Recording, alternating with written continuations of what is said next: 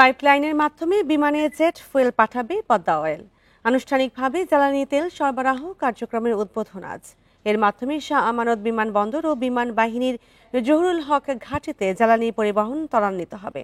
এ নিয়ে আরও জানাতে চট্টগ্রামের পদ্মা অয়েল ডিপো থেকে যুক্ত হয়েছেন সহকর্মী অনুপম শীল। উদ্বোধন কখন হবে বিস্তারিত জানাবেন। বান্ডেল থাকলে প্রতি সেনমানিতে টাকা বাঁচবে। বিকাশ সেনমানি বান্ডেল কিনে জিতুন প্রতি লেনদেনে। ইতিমধ্যে যে অনুষ্ঠান বা কমিশনিং কার্যক্রম উদ্বোধনের যে অনুষ্ঠান সেটির অনেকটা শেষ মুহূর্তে প্রস্তুতি চলছে।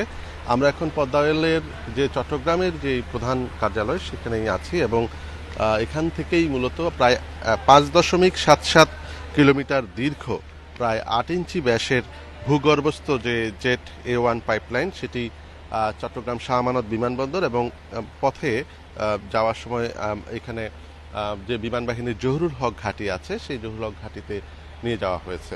তো পেট্রোলিয়াম কর্পোরেশনের আওতাধীন এই পদ্মা অয়েল অর্থাৎ তেল বিপণন কোম্পানির সমূহের মধ্যে পদ্মা অয়েলের একটা অন্যতম একটি বলা যায় যে তেল বিপণন কোম্পানি এবং আমরা যেটি এখানকার স্থানীয় এই কর্মকর্তাদের সাথে কথা বলে যেটি জেনেছি যে এই প্রকল্পের মাধ্যমে বেশ কিছু পরিকল্পনা তাদের আছে এবং কিছু কার্যক্রম মানে আরও সহজ হবে, বিশেষ করে নিরবিচ্ছিন্নভাবে ব্যয় সাশ্রয়ী উপায়ে এবং নিরাপদ পদ্ধতিতে পাইপলাইনের মাধ্যমে এই স্থাপনা থেকে প্রধান স্থাপনা থেকে চট্টগ্রাম বিমানবন্দরে এবং বিমান বাহিনীর যে দপ্তর আছে জহুরুল হক ঘাঁটি আছে সেখানে জেট অয়েল পরিবহনটি সম্ভব হবে।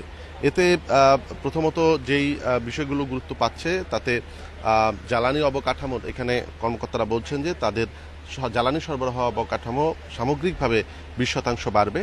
যানজট, দুর্ঘটনা, প্রাকৃতিক দুর্যোগ বা বিভিন্ন কারণে যে সড়ক অবরোধের মতো ঘটনা ঘটে, রাজনৈতিক নানা কর্মসূচির কারণে যে মহাসড়কে তেলবাহী যে যানবাহন চলাচল যেহেতু বিঘ্নিত হওয়ার আশঙ্কা থাকে সেটি এখন আর থাকছে না।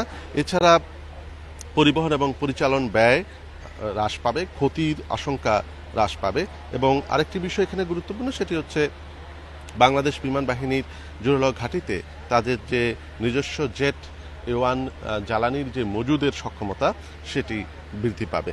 তো এই প্রকল্পের আওতায় আমরা যেটি দেখছি যে তেল বিপণন কোম্পানি পদ্মা অয়েল তার এখন থেকে অনেকটা নিরবচ্ছিন্নভাবে এবং পাইপলাইনের মাধ্যমে এই যে প্রথমবারের মতো এই উড়োজাহাজের যে জ্বালানি সেটি সরবরাহ করতে পারবে এবং এক্ষেত্রে চট্টগ্রাম বিমানবন্দরে শাহ আমানত বিমানবন্দরে যে বিভিন্ন এয়ারলাইন্সের সংখ্যা আস্তে আস্তে বাড়ছে সেটি আরও একটু গতি পাবে বলে এখানে সংশ্লিষ্টরা মনে করছেন।